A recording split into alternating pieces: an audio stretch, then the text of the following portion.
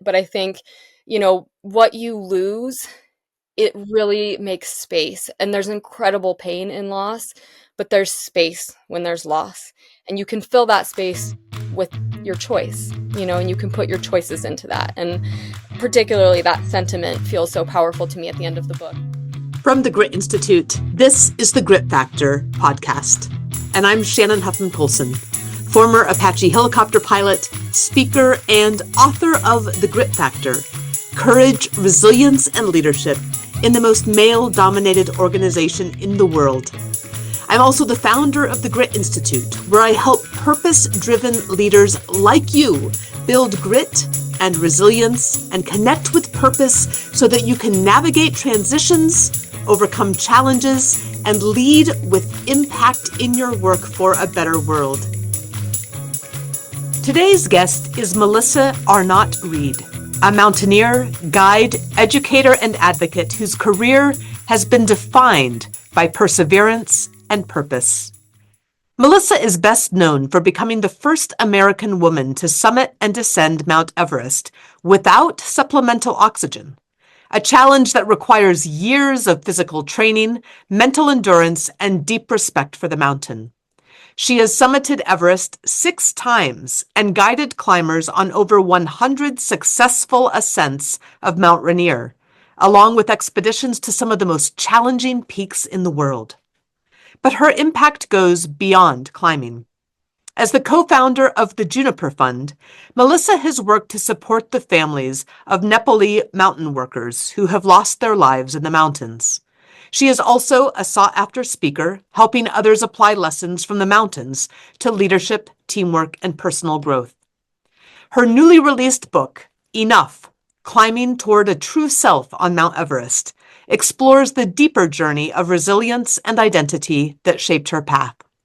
In this conversation, we'll talk about growing up in a challenging environment, what it takes to perform in extreme environments, the role of failure in growth, and the responsibility of leadership in high-stakes situations. Melissa's insights apply far beyond mountaineering to business, leadership, and everyday life. Let's take off. So, Melissa, I want you to start, if you would, by taking us into one of the moments of the many that you describe so powerfully in your book, which is sitting at a tent at 26,000 feet, the wind's howling, your body's shutting down, you have an oxygen mask that's available that you don't want to use. It would allow you to reach the summit, but it's also like that thing in the moment that feels like it would also possibly be a failure, which is hard for any of us to understand. So take us into that moment when you write in your book, "The mountain had exposed me. There was no spinning it or hiding it now." What were you feeling? What did you learn about yourself? What are you experiencing in your body and in your mind at that moment? Yeah, so it's the opening scene in my book, and we're at the highest camp on Mount Everest. It's my 3rd season working on Everest. I had summited the previous 2 seasons, and it was really my first attempt at trying to climb without supplemental oxygen. And to be very honest, wasn't I wasn't clear on my motivation of why I wanted to climb without supplemental oxygen. I had a couple of strands of motivation, but I suddenly was faced with the wanting and the reality of doing being really, really in opposition to each other. And realizing that just saying I want to do something really hard is an enormous courageous step, but then the doing of it requires so much more. And so I had arrived after a really long day climbing with my climbing partner, who was a longtime mentor of mine, an incredibly kind and generous climbing partner, but also he was much faster than me the whole day. So I had been inside of my head and this question of, am I going to be able to do this? Am I good enough to do this? Look at him. He doesn't have an oxygen mask on, and he's so much faster than me. Of course, he'd always been faster than me, and climbing very fast at very high altitude is not a prerequisite to success. I think a lot of people mistake that and think, if you're faster, you're stronger, and it's actually like a slow endurance is very useful. But I was faced with this decision of, did I have enough confidence to even try this really audacious thing? Because it wasn't just do I take a big risk and try something? Because you have to really consider what's the consequences if this risk doesn't work. It's death. The consequences are death. So I'm not, I mean, of course, there's like a myriad of other smaller consequences, but it's really quite serious. It goes beyond just, okay, I'll give it a try. And what's the worst that happens if I don't succeed? I fail. Well, the worst that can happen is I die, or even worse, I ensnare other people into an emergency, which I didn't want to do. So I was facing sort of two things, like the physical challenge in my body, really as high as I'd ever been without supplemental oxygen. And people ask what that's like, and it's really hard for me to describe except for with the use of time. So if you imagine that at that same camp the previous year with an oxygen mask on, it would take me about 30 to 45 minutes to get dressed, get my boots on, my harness, and get out of the tent to start to climb. And without an oxygen mask on, that takes about 3 hours. So you can imagine that, like, I'm not adding any other activities. Everything is so sluggish and slow and requires so much rest and recovery to be able to move on to the next thing. And then, additionally, of course, what you're referencing in that reading is I was dealing with the internal conflict, not just my Yeah, physiology, but my mind, right. my motivation. Well, and when we talk about grit, and in the Grit Factor, we look at a number of different leaders who have really been in the vanguard of their fields, as you are, as the first woman to summit Everest from the United States without supplemental oxygen. And there is that the internal piece is the biggest piece, right? You've prepared, you talk about in your book the way that you've trained on setting up rope systems blindfolded, and the preparation has been intense. Your experience has been intense. And now you're in this moment. The internal piece of it is where that training or that preparation comes together and does something or doesn't do it. So talk about that internal piece and how you respond to that voice of doubt that's inside of you. I think there's a lot of people that would relate to that no matter what their field is. Yeah, I mean, I think it's been a huge evolution for me of how I respond to that voice and how I hear that voice and how seriously I take that voice. On one hand, I work as a risk manager. I'm a professional risk manager as a mountain guide. That's all I do. I'm constantly anticipating what can go wrong, preventing things that I can, and assessing areas where I can't prevent it and changing the plan accordingly. And so, I spend quite a lot of time thinking about our internal response to risk. And one of the things like that can come up is your motivation can decrease, or you get the gut feelings, the red flags, and you have to really be able to navigate internally the difference between discomfort and danger. And that's a very fine dial you have to tune between this space, because it's a really narrow, teeny thin membrane that exists between the two. And I really think that the voice of doubt is discomfort, right? I think of that as true discomfort, where sometimes it's trying to tell you something and you don't want to let the voice of doubt, you don't want to just say, I'm not going to listen to that. That's sort of, I think, probably honestly in my younger years of climbing, that's ego driven, right? Where I just say, I know this doubt comes in no matter who you are. I'm sure Beyonce probably has like moments of doubt periodically. No matter how objectively great you are, I think we're all susceptible to doubt. And you can choose to listen to that. You can choose to ignore it, or you can choose to learn from it. And I sort of am a person who spends a tremendous amount of time thinking about things in the vast expanse of nature, which is like incredible because it allows me to think about things in such a multidimensional way that I think normal flow of society kind of prevents us from thinking about things that way, and really getting comfortable with the idea of discomfort and where does doubt come from and is this real. And I sort of pursue this thought process now that is, a doubt comes in like it would have when I was at that high camp on Everest of you're not strong enough to keep up with Dave. And I can prove you're not strong enough because you were unable to keep up with him today. And if you can't keep up with him, you cannot do this. Okay, so that's this voice of doubt. And I sort of meet that voice of doubt with curiosity, right? So, okay, so what if this doubt is right? And I am not strong enough to keep up with Dave. Is it essential that I keep up with Dave to make this a success or make this safe? Well, in that case, it did feel essential. It did. It felt like if I can't stay with my partner and he or I are alone, then that's a safety issue. And so there's a tick in the line of, okay, we're moving away from discomfort and into danger. And then you pursue that onward. Yeah.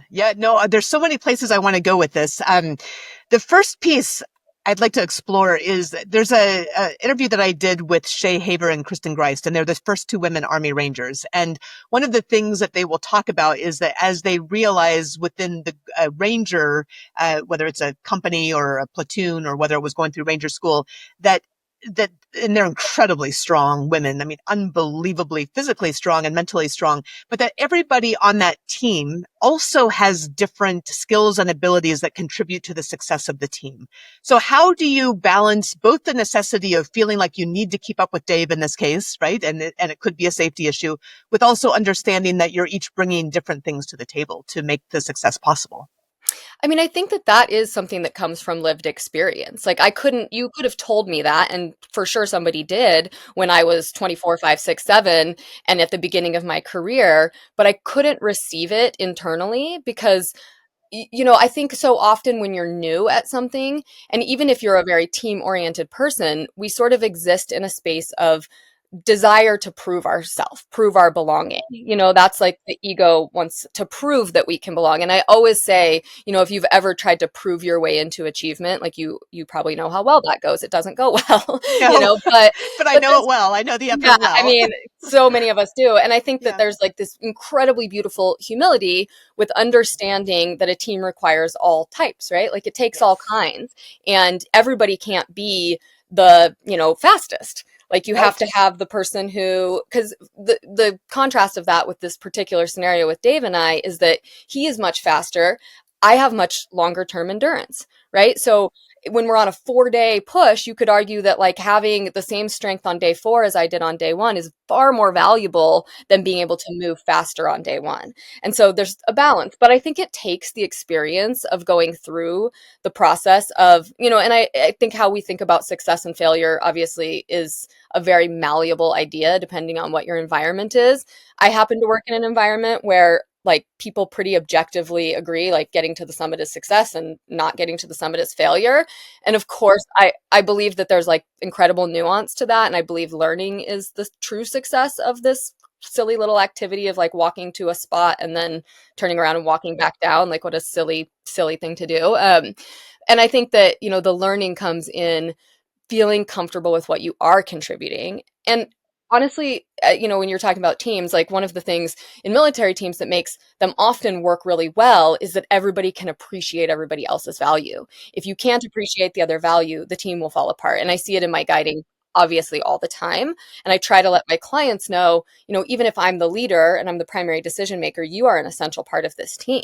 And I need you as much as you need me. Yes. Yes. No, I love that. That's such an important perspective. You brought up in your conversation this last, and you brought up in your last answer that this idea of needing to belong, and you really bring this out, I think, beautifully and really poignantly in your personal story that leads up and into the mountains, which is not a given when you're a young person, but you go through a lot as a young person. Can you talk a little bit about that and the space that you were in and how that maybe drove you in a way to the mountains? Yeah, for sure. So I grew up in a sort of like hippie family, I would say. And my parents really wanted to instill in my sister and I this appreciation of the outdoors and sort of the simplicity that you can find in the mountains and happiness. But I also grew up with a mother who had very big mental health challenges and created a tremendous amount of conflict for me in the home. And I ended up with a story where from my origin story and as far as I can remember, I had this question of like, is this my place? Like, do I belong here? Am I wanted here? And I think when you start your life with a core question like that, you're bound to do truly wild things like go to the summit of Everest without oxygen to try to prove that you belong somewhere. And that's like the silliest thing you could imagine doing to answer this question. But I started with this wound of belief that I wasn't enough, that I didn't belong in my core family. And nature provided me with the thing that I really was longing for so much as a young child, which was this sense of both independence and a container. Like nature was going to reel me in, whether I wanted her to or not, but with this imaginative, expansive way where I got to experience my own capability. And I also got to be humbled. And then I could do it again and again and again. And it was, for me, nature was the first feeling of unconditionality that I experienced, where like she would be there, and whether it was a good day or a bad day, like the sun is coming back up tomorrow, and that's a guarantee. And I get to choose how I interact with that. And so, my really high conflict childhood led to some very, very difficult situations. My parents ended up arrested. I ended up in a foster home. It was just an incredibly challenging environment to grow up in. And I think that one of the things that initially pushed me towards the mountains and mountain climbing was this deep desire to have a type of discomfort that I could control. And I think we all seek to control what we can, because there's so much discomfort in our lives that we absolutely can't control, no matter who we are. And the mountains and the outdoors and the pursuit of something really, really hard, nearly impossible, to me gave me a sense of agency, where I'm choosing this discomfort. And so it's better preparing me for all the discomfort that I can't choose. I can sort of keep it all in perspective. There's a lot of people who wouldn't, and I don't mean just wouldn't climb Everest, but Oh, who thank God there is so many that won't. There's far too many that will. That's right. But there's a lot of people who choose a different and more destructive path, right? There are a lot of Yeah. people who go off the rails because of this kind of a foundation, or at least that they would attribute to that foundation. And you took a different path. What would you say to somebody who might be in the middle of making decisions like that, or might be really wrestling with something? Because at the end of the day, we do have to own our own stories, right? That's at the foundation of what we call the grit pyramid, or the grit factor pyramid. You have to own your own story to be able to move forward successfully. So how were you Mhm. able to do that when so many other people might wrestle with that? It's a really unsatisfying answer in some ways, because I think it's something that's out of your control. So it's not something that you personally are going to have this struggle, and I'm going to give you this answer and you're specifically going to be able to control it. But hear me out. I believe that the biggest difference for me in having, a very short life or a very tortured life, where and not to say that I didn't like feel quite tortured and make some tremendous mistakes fully willingly, as I talk about in the book. I really struggled with how to become this person that I wanted to be, both like with my physical achievements and my interior character achievements as well. But I think that the biggest difference that sort of anchored me slightly, and it didn't anchor me in a way that was complete and obvious. I had to do a lot of my own work, but the little tiny thing that anchored me was having one person that I knew believed in me and I knew loved me. And so I think the unsatisfying part is you might be a person who has been handed a deck of cards that feels impossible. It's just challenge after challenge, out of your control. It's burying you. And you might hear me say that and think, well, I can't make somebody be the one person that loves me. But what you can do is you can seek out those places where you do feel valued. And I think that like having, it doesn't have to be love in a parental way. I'm not saying it in that way. I'm saying in a sense of like, if one person can show you that you have value, I think it can truly change your life. And the thing that you can do is you can be that person for someone else. And I just remember that all the time, because I think, there's so many people that can't control their story of what's happening to them. Like there is a whole set of things that are going to happen to all of us that we don't get a say in. And when it's really difficult, it can feel really out of control, and like you're just destined for this really challenging path. And what else could you have done? And I think my story is one that reflects that you can be imperfect. You can have been dealt a pretty imperfect set of circumstances, and you can make mistakes, and you still are deserving. Just by So being, you are much. deserving. So much. And I love that you also have pulled out what I really think of as a mandate, that we do show up for other people, and that we do show up to be that person that somebody else might be missing, because that's how we all get through, right? And leaders have to do that. Managers have to do that. Mhm. Directors have to do that. Parents have to do that. And really community members, I think, do that for each other. You and I are lucky to be part of a pretty amazing community in that way. Yeah. That's great. I want to take you back to this idea of, wow, it was who would climb a mountain to really prove that they belong, or to have that sense that they belong. It's so important for all of us, and there's so much psychological research behind this, that we do need in our workplaces and our homes and our communities to have this sense that we belong. And it's called psychological safety a lot of times now in the workplace. But your journey to get there was pretty perilous, right? Perilous personally and perilous in terms of the direction that you took up into the mountains, which is perilous in and of itself. And I want to read this. I pulled out a few of the quotes from your book, and I'm going to have you do this as well a little bit. But this is when you're on Rainier, and there's both a perilous personal piece to this because you're realizing you've been essentially betrayed by a guide who is supporting his own ego and another client, and that ends up putting you and your rope team at risk. And you talk about all of a sudden with momentum, and I believe there's somebody else that fell initially.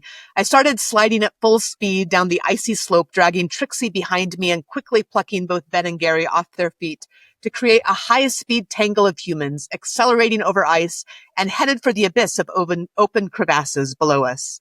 The surface was smooth minus a few cracks of ice, and this allowed us to quickly pick up incredible speed. Now, you thought in that moment that this was it, that this was the end. This was the end of your life. This was not a time that you were able to process thoughts, but you thought this was it. Mm-hmm. How do you come to terms with putting yourself potentially with, or being in these kinds of situations that are so perilous, and the additional incredible responsibility of the fact that there's other humans that are part of this perilous journey with you, and knowing that yet that is still such an important part of that work of belonging, of showing up, of being the person that is supposed to be there, doing the thing that you're supposed to do. Mm-hmm. I mean, I think that so often it was the case for me that I looked at the leaders that were mountain guides when I wanted to be one, and I could only see all of the benefits that they got from being those leaders. They were well respected, they were included, they were, the person who was looked to, listened to. And I was so deeply craving those things that when I looked at it in sort of my really young naivety about what I was pursuing, I couldn't imagine the burden that they were also carrying of what if things don't go well? And it actually took me after that accident on Rainier, where, it was the closest call I had had that felt truly out of my control. And there wasn't in front of me an immediate decision I could say, I would have done this differently and I will do this differently in the future. It was really circumstantial. And it took me quite a long time still after that to truly confront the weight of what this power of this privilege of being a leader meant, because it's pretty easy, I think, to focus on the fun and the like glamorous side of it. And it's pretty easy to look at the summit photos only, right? And it's pretty easy to, speak about somebody in regards to their resume of ascents and skills. And it's pretty easy. And also I think we desire to look pretty hard away from tragedy and loss. And I have always been somebody who deeply disliked the cliches of, when somebody dies in the mountains, like at least they died doing what they loved. Like I've never personally identified with that because I don't think that whether I died, I'm dead. Why do I care how I died? Like who does care are the people I leave behind. And I think that that is what I was sort of beginning to start to confront, was that there's this idea of the decisions I make, the leadership that I have, the responsibility I carry is not just for my own life, it's for other people's lives. And when things don't go well, and I experienced this in my journey where my climbing partner on a climb where we were together was killed. Melissa's friend and Sherpa, Chewang Nima, had been fixing ropes with another team when the cornice where he stood broke free and avalanched off of a cliff that fell thousands of feet. He had disappeared. There was no chance of survival. And I had to truly confront the idea that whether he loved climbing or didn't love climbing was completely irrelevant, because I had to sit with his wife and two young sons who don't have a father. And the consequences are that, and I think that how do we continue? Your question is like, how do we pursue these perilous things when the consequences can be so great? I honestly think it's a bit by ignoring what the consequences actually are. And so consequences so big can be quite rare that they actually come to rest. And for me in my life, they weren't rare, right? Like I faced the real consequence. And I think then it started me on a completely different process of how I was interacting with my job and my role. And it started to deconstruct sort of like the superficial egoic sides of being a leader that I was craving from the beginning. And it started bringing me into a sense of wholeness with the nurturing side of, to be that responsible leader means you have to hold tragedy at times, you know, and you have to be capable of accepting responsibility where possible and holding the, reactions and the consequences of what happens when things do go wrong, as of course they can in nature or anywhere else. Or anywhere else. No, and that is such an important understanding that when you move into that place, and maybe that's the only time, maybe that's the first time that you can really move into a true leadership role, is understanding the magnitude of what it means to be a leader. And when you read about leadership, when you study leadership, when you have worked as you and I have in leadership capacities, especially in perilous environments, it's a lonely thing, right? There's nobody there with you. You're the one that has to hold that space, whether it's tragic, whether it is risk assessment, whether it's making those decisions that could lead to either one of those if not really managed well. And maybe even if they are managed well, as you think about that, and when I think about the leadership that you have to show on a mountain as a guide, something that's pretty unique about that and different from my experience, both in the military and also in the corporate world, is that you are coming in for this very finite period. And that's pretty intense, right? You don't have the time to build up for the first 90 days, like we talk about with a lot of leadership kind of initiatives and the way that a person comes into a leadership position or takes over a new role. You've got to be in and you've got to do it for this very finite, very specific period of time. How do you Mhm. think that changes the character and nature of leadership? I mean, I think that it really is a very difficult way to lead. And I think it relies on a core skill set that you can implement consistently. And so some of the things that I have used to be able to be an effective leader with like no traditional relationship foundation with the people I am leading is, consistency is one of my first things. So I try to work within the consistency I can while acknowledging I'm in a dynamic environment, right? Like the mountain is incredibly dynamic, but I can offer some honest structure and I will adhere to that honest structure. So, consistency and then honesty. And so if I'm leading people, I try to prepare them for what's immediately ahead while helping keep their view on this very long-term focus and then short-term recognition of what we're doing right now. And then I think that, one of my particular skill sets that I bring to the mountains and as a guide and a leader is that I have a pretty intuitive touch on whether I can tell quite quickly if you're the type of person that is more motivated by cuddles or kicks is what I call it. But it's like, do you need a firm hand and clear instructions and a boundary structure that will you can exist within, or do you need some softness and some place to lean into your vulnerability and show up that way? And when I allow you to meet me on those terms of consistency, honesty, and me meeting you as you actually are with the needs you have, so it's a customized relationship, even on a short term, I can kind of tell quite quickly, it allows us to build some pretty foundational trust, and it allows me to appreciate you as a team member. And then with that appreciation, we begin the foundation of how is this going to look with leadership. And you have to remember that one of the things that I get the great benefit of is a lot of the time I am leading people in a way where it is very clear that they need me, right? So I'm tying them into a rope system that they might not understand at all.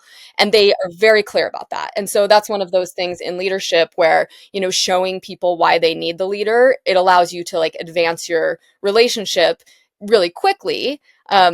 But you don't want to take advantage of that, right? Like I don't want to take advantage of the fact that I just have this knowledge, and I always try to assess how can I bring them into this knowledge?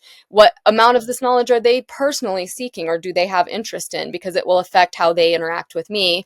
And it's funny because I find it when I'm, like you mentioned that you climbed Kilimanjaro and also Denali, and those are two very different experiences. One where you are roped up to a rope team the whole time. And again, as a guide, it's very clear to my clients that I am needed because there's a myriad of things they don't understand. And then Kilimanjaro is a high altitude hike, and it's not until the last day of that hike do my clients feel like they need me. So actually for me, that guiding is a lot harder because I have to instill consistent trust without them, where they're just thinking like, oh, we're just hiking, and all of the little things I'm doing have to be so subtle that they barely notice it, so they feel autonomous, but that they are clear that I am of value to them. And so when they need me on that last day, because the altitude suddenly is very intense and nobody's acclimatized and the terrain, it changes quite a lot, and you're going to face weather challenges and all of the things, that they trust my voice of leadership. And so it is, a process, and it's a perfectly customized process. And it's one of the reasons why I think that, leadership as something that you teach really has to involve a deep relationship with who you're teaching, because it's so personalized. How I do not believe, it's why there's a bazillion books on leadership, because there is a bazillion thoughts, ideas, and very effective ways to lead. And I just think that, you have to, my personal belief is that if you are a person who is operating from your value set, so you really are, so you're, and I think of the difference of that is like, your values are what is driving you internally, and your validation is what's driving you externally. So if you're really intentionally staying away from the validation factor and you're working inside of your value set, you're going to have a much better chance of succeeding as a leader in nearly any environment. But that's pretty, like, there's a listener out there that rolled their eyes and was like, ugh, what does that even mean, like your values? Because it's pretty hard to define because it's so extremely personalized. And I talk about it a lot in my book, and the process of my book, and living my life to get to the point of writing this book, and then writing this book specifically and not a different book, because I have, could have written the business book of how to achieve nearly impossible things by, sheer will, grit, and for whatever. I could say like a million, and that would be true, but it would be incomplete. And I think that the essential thing for us all is to be brave and courageous enough to deeply self-reflect. If you've been asking yourself, what's the point of all of this? Not just in your job, but in your life, you're not alone. Most high achievers I work with aren't lacking drive. They're lacking direction that actually matters. That's why I built Leading with Purpose at the Grit Institute. It's a step-by-step path to reconnect with what drives you, leads you, and sustains you, especially when things get hard. If you're tired of just checking boxes and you're ready to lead with intention, go to thegritinstitute.com/purpose/ and start Leading with Purpose today. And know that there's a lot of discomfort in that space, but that's truly where all the growth is. So much, so much. And that is, again, when anything gets turbulent and when things are unclear, and this has basically been since 2020, if it hasn't been before in a given industry or a given workplace, we come back in this grit triad to this foundational piece, which is your story and your purpose. And that's the hardest work that you do, but you can't go forward without it, right? You can't.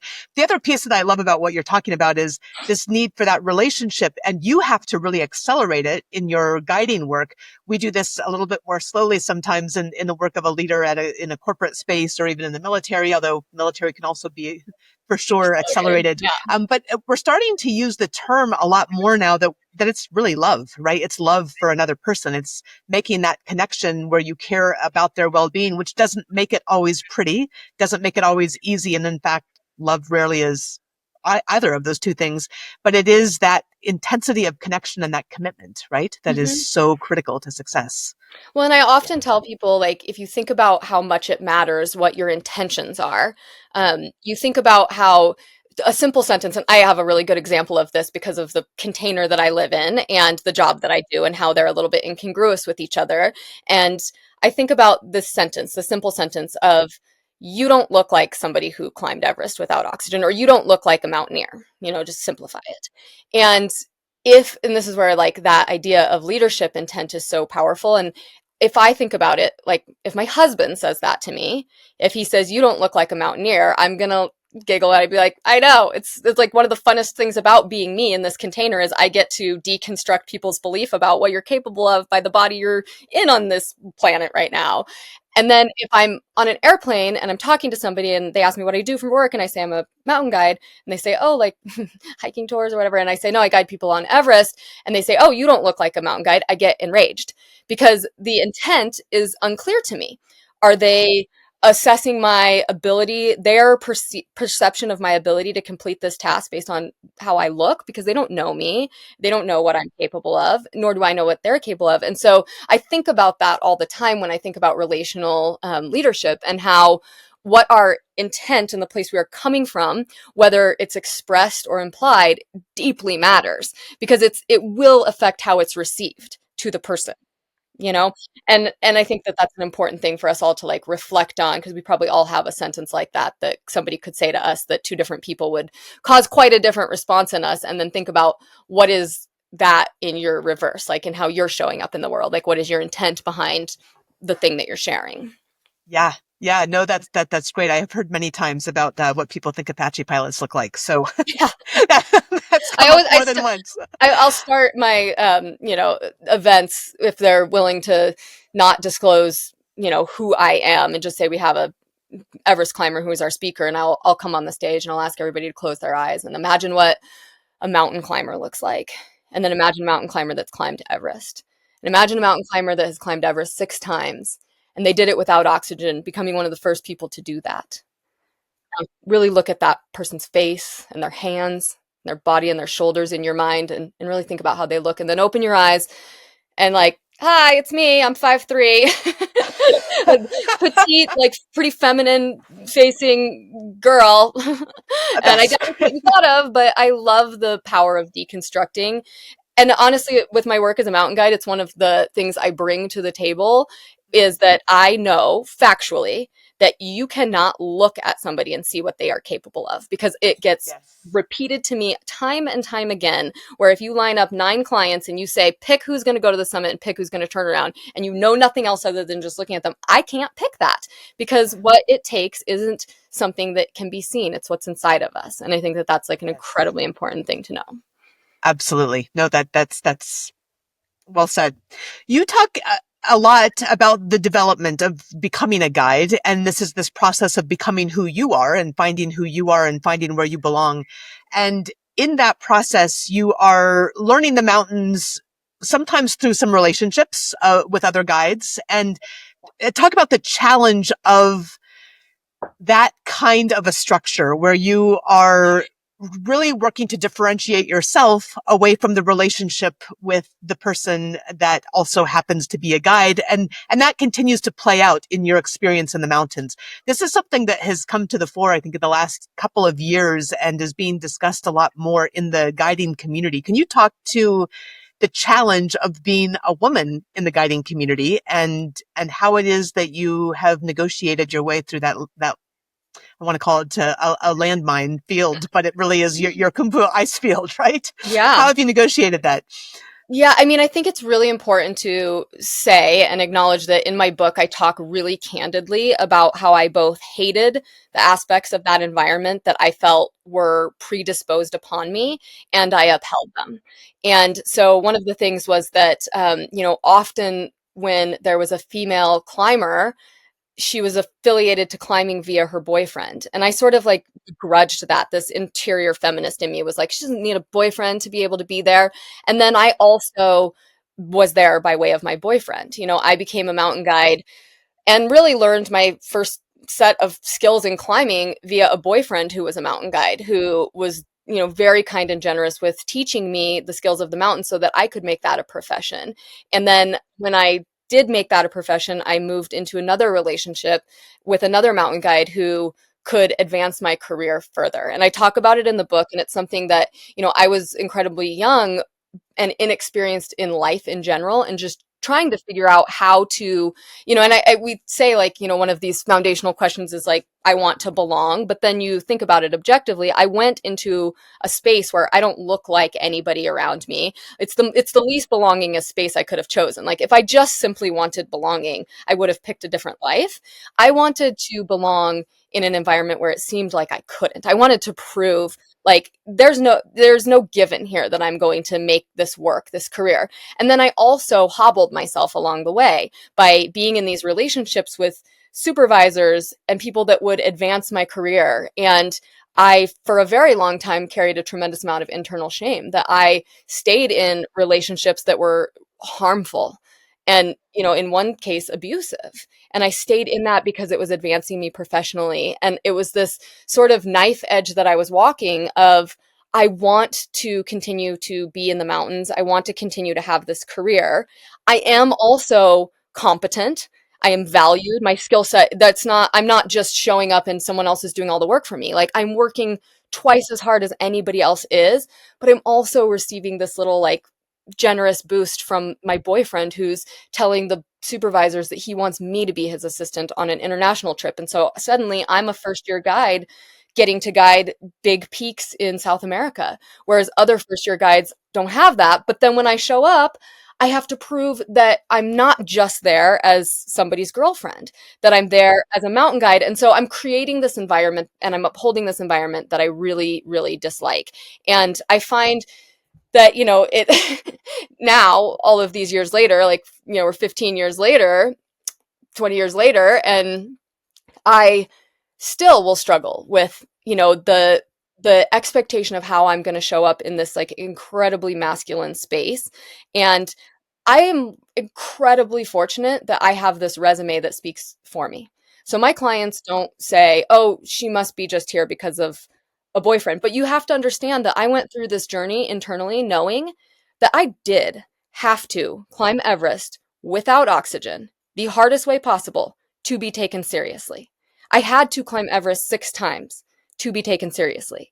And that is tragic. That's tragic. I shouldn't have had to do that because when I showed up as a new guide, you referenced it, I put in so much work to be ready. I refined my medical skills. I refined my technical skills. I constantly tried to be the hardest worker of any of the guides there on any given day. I wanted internally to know that I was being valued because of my contributions in the mountain. And then also I knew that that wouldn't be enough. It just wouldn't be enough. I would have to do more. And I have to really personally now deal with this idea that in this pursuit of my own survival and my own ascension professionally, I created an environment behind me that the women who followed me had to adhere to as well. There was an expectation that they would be the girlfriend of, and that supervisor who I was the girlfriend of, who promoted me, I can think of 3 other girls who he dated as mountain guides and promoted them too. And I die inside knowing that I made that an acceptable structure because I don't want that to be the structure. I want there to be a structure of, belonging based on the skills that we're bringing. And of course, it's super complicated. And we look at mountain relationships and the environments that we work in. And there's just a million reasons why the male female dynamic is, really different in that environment, but it doesn't have to be toxic and it doesn't have to be holding a woman down unless she has some additional perceived usefulness to the men who are, bringing her there. That shouldn't be the Right. perspective. Do you think that's starting to change? I know it's been a little while since you've been in that position, but Well, no, I don't, honestly. I just don't. You know, I really wish that it was. Like the numbers of female climbers are slowly always ticking forward to be a greater percentage, but it's still a minuscule percentage, especially when you get to the big mountains.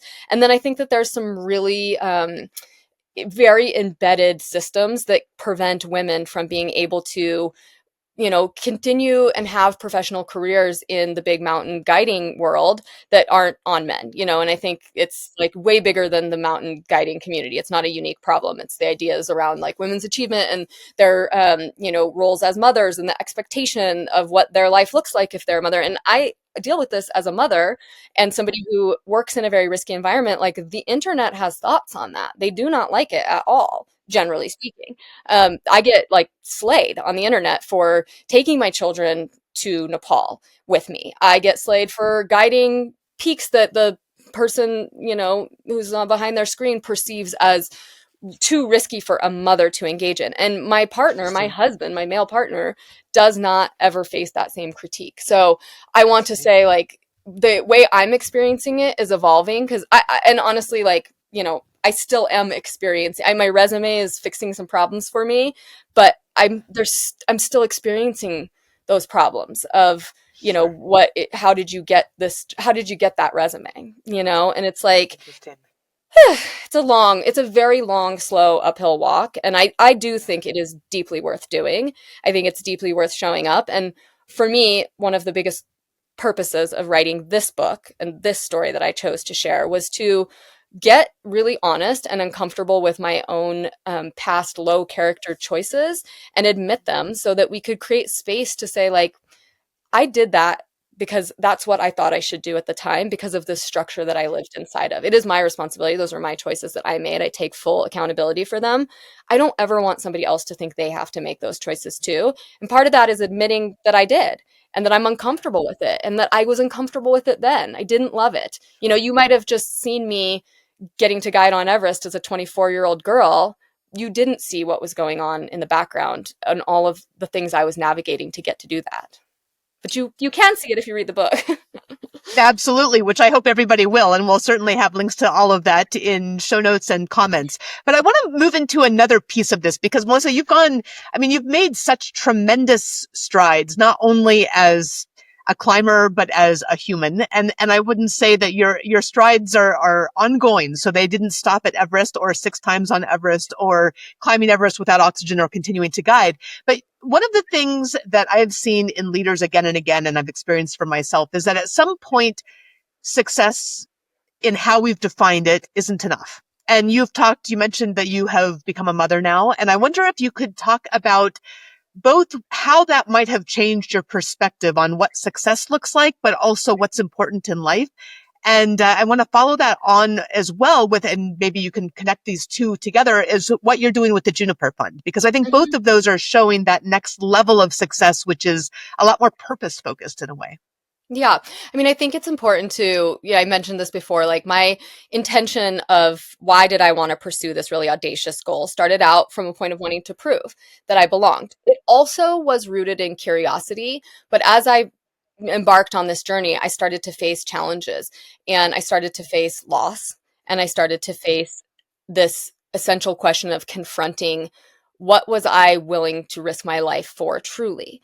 And belonging felt like I would, but it wasn't really that. It was this idea of knowing that I did intrinsically belong, and that sense of healing. And so for me, when I think about where that shift of what success means, it didn't happen for me first when I became a parent. It happened for me first just before I actually climbed Everest without oxygen. And I often say this, like, I thought that getting to the summit without oxygen would prove that I was enough and that I was lovable and I was belonging. I actually had to know that I was enough to be able to get to the summit without oxygen. So for me, what success became, and getting to and I take you on that journey in the book of the actual climb that I was able to get to the summit. It was my sixth summit. It was my ninth climb on Everest. And I was able to get there without the use of supplemental oxygen. And it was not this point from which now I can go and have this beautiful life. I had to arrive already at this place of deservingness of a beautiful life to be able to succeed at this thing. And then this thing that I got to have success at was just candy. It was just fluffy, nice, comfy stuff in life that's like, feels good to know you can accomplish something, but it wasn't the success. The success was arriving at a place of knowing that no matter if I achieved this big goal of climbing without oxygen or not, it wasn't going to change intrinsically who I am at all. It wouldn't change anything about me. And so to get to enter into that, and I was only a baby in that belief system. And you see it play out in the book in that chapter where I'm still being pulled backwards by these really insidious thoughts of self doubt and interior wounds that I was just beginning to start to confront and heal. And I continued. Thankfully, I continued after the successful summit, I got to come back into a life of incredible richness because it wasn't dependent on my accomplishments. And so that was for me what success became, where I was able to translate that thing I talked about earlier, this like beautiful unconditionality that nature had shown me, and I could give that to myself.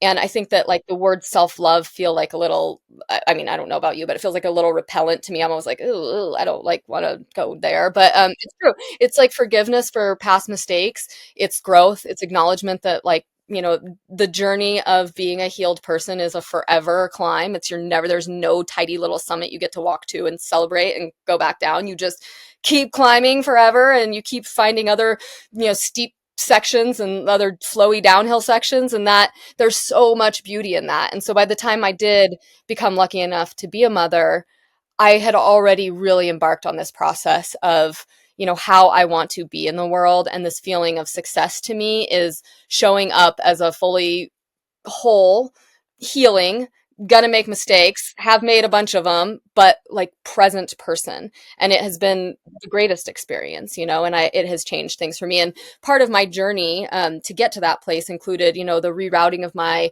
motivations. And after, when I mentioned, I lost my climbing partner in a climbing accident in Nepal, and he was Nepali, and it made me very aware of the lack of support structure that the local workers have when there is a death of a mountain worker. And so from that climbing mentor that, we talked about, who was Dave, who I was climbing with on that opening chapter, Dave and I co-founded the Juniper Fund, which is a nonprofit that provides financial support for 5 years to a family after the death of a high altitude worker in Nepal. And then we also provide vocational training to the family members if they want to learn a new trade, get trained in something. We provide small business grants and then community support.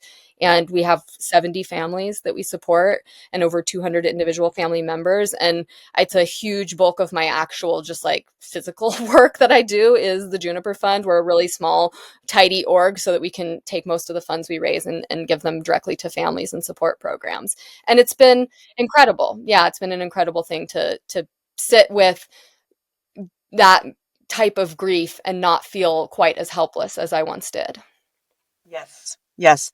I feel like when we talk about purpose at the Great Institute, one of the things that we talk about is the Polaris principle, and the Polaris principle being that there are actually 3 North Stars that make up our Polaris.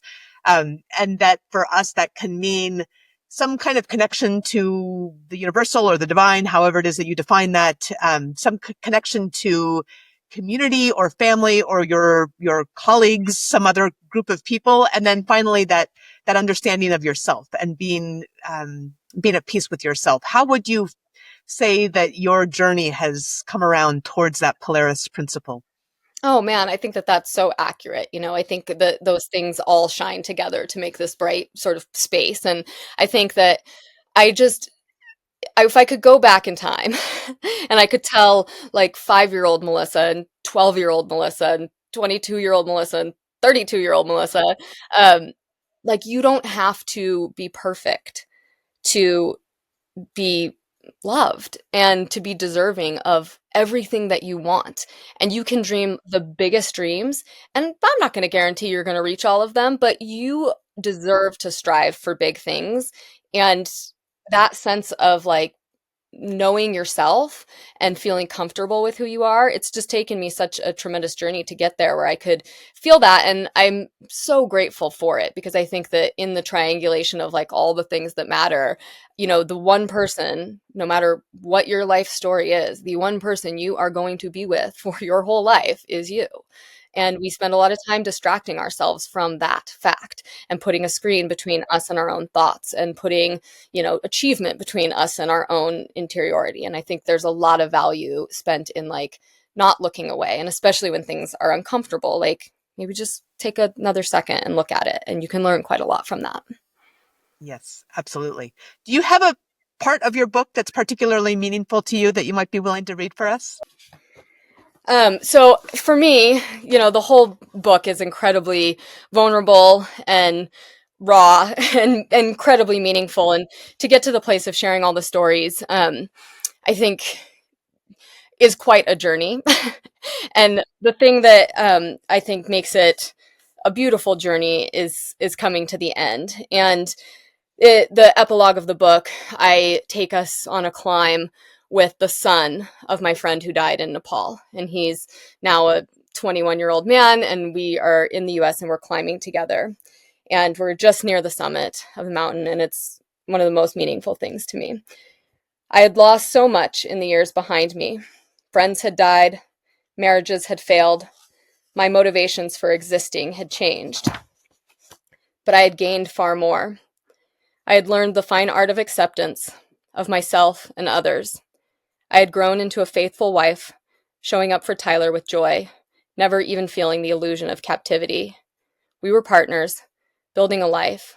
We had a beautiful daughter and a son on the way. We had a peaceful home with 2 cats and so much more. What I had lost made space for all that I had gained. And it's meaningful to me because I think that it's very easy to focus on what we don't have. And it's a cliche, but it's mountains, so I can't avoid the cliches of it. But I think, what you lose, it really makes space. And there's incredible pain in loss, but there's space when there's loss. And you can fill that space with your choice, and you can put your choices into that. And particularly that sentiment feels so powerful to me at the end of the book. And I really love it because my 6-year-old daughter forced me to put the cats in the book. She asked me, the only request was that I put Ruffy and Tuffy in the book. So I had to go back at the last edit and add the 2 cats into the book. Oh, I love that. That's fantastic. That's wonderful. Yeah. So where can people find more about you and your work and the Juniper Fund? Yeah, you can find everything on my website. It's melissaarnott.com. And you can find links to the Juniper Fund. We're fully funded by individual donors, so you can make donations and help support the families that we are able to support. You can buy advanced copies of my book. You can get signed copies of my book. And you can also see what events might be coming up if you're interested in attending an event that I'm doing. Wonderful. Well, I hope everybody that listens in will find a way to put enough on their bookshelf and on their bedside table and to read every word of it. It's really beautifully and vulnerably written by an incredibly powerful and thoughtful woman. So thank you so much for your time today.